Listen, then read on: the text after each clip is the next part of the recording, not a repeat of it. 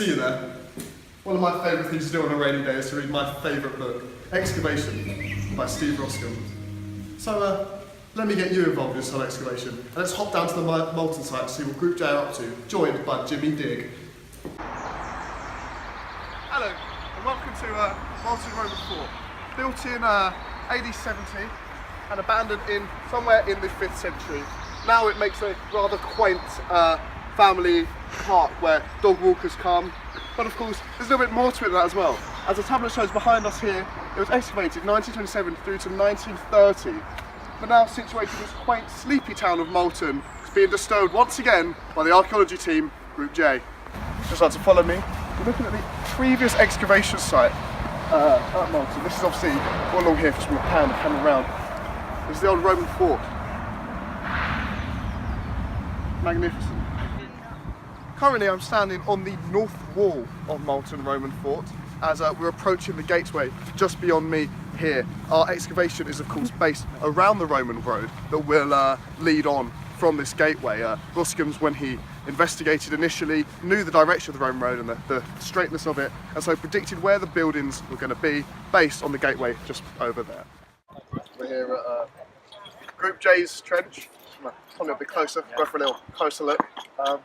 So you see there's a very strong evidence of stone structures around here. We think essentially maybe the more secure buildings are built up closer to the road, so just over there to your left hand side. Obviously Roscoe's main focus of this excavation.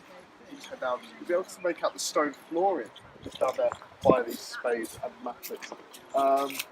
Lots of finds being turned up underneath this rubble. Perhaps it could have been a baker's or a shop selling things onto the road, although however there is no sign of any form of furnace. Down here we see Roger Pickles. Roger, what are you working on? So I'm currently working on a stratigraphic survey of this cut that I discovered, which is quite interesting. If you have a look at my drawing here. Interesting. Yes, working on different cuts here. So we've got a cut, then we've got different layers that we've cut through to get to the cut. And I'm just going to be here for another couple of hours just working on it. It's a long slog, isn't it, Mr. Yes, Pickles? very long. If we just head down the trench a wee bit further, we can see evidence of the closing wall to this section as well. A section we think that perhaps the collapse here was maybe over a doorway. We can have a little think as well. Interestingly, just coming nice and close here, we have a very nicely maintained pot there. There we go. But that's all for Group J's trench for the now. That's our update for today. This is on the 3rd week on the Monday, and we hope to be turning over many more finds like we have done. I'm on my way here to meet Steve Roscoe, my hero, author of my favourite book, Excavation by Steve Roscoe. So I'm joined here by Steve Roscoe. Thank you for the interview. Pleasure talking to you. So the excavation, what have you sort of found out? What are the, what would you say the different phases of buildings are, the further you get away from the road? Close to the road there's quite prestigious structures, and then the further away you get, the less intense the amount of settlement appears to be. What do you think this would mean for the settlement around the fort?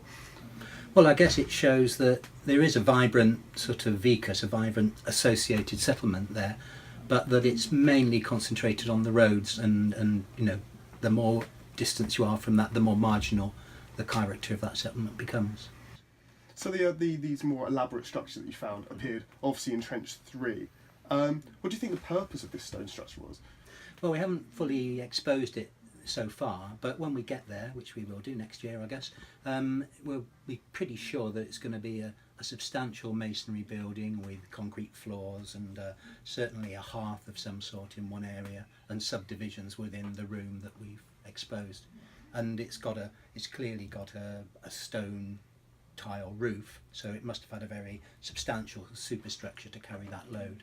So it's good quality, high status building essentially. So of course the structure that we're talking about here in Trench 3 was obviously a collapsed building. Do you think there were multiple phases of building collapse throughout that time? It had a complicated history, yeah. I mean, we can be fairly sure that the roof fell down first and then the superstructure, the walls, fell on top of that. and then that superstructure was weathered, exposed to the air for a while, and then sometime after that another building was built to the south of it. So are you going to develop new research questions for next year's archaeologists to investigate? Yes, I mean everything that we do there is ultimately driven by the research, finding out particular things about the past. I mean, the advantage of this year is that we have a lot better understanding of what's coming up now, and therefore we can design the research strategy in greater detail than would have been possible before now.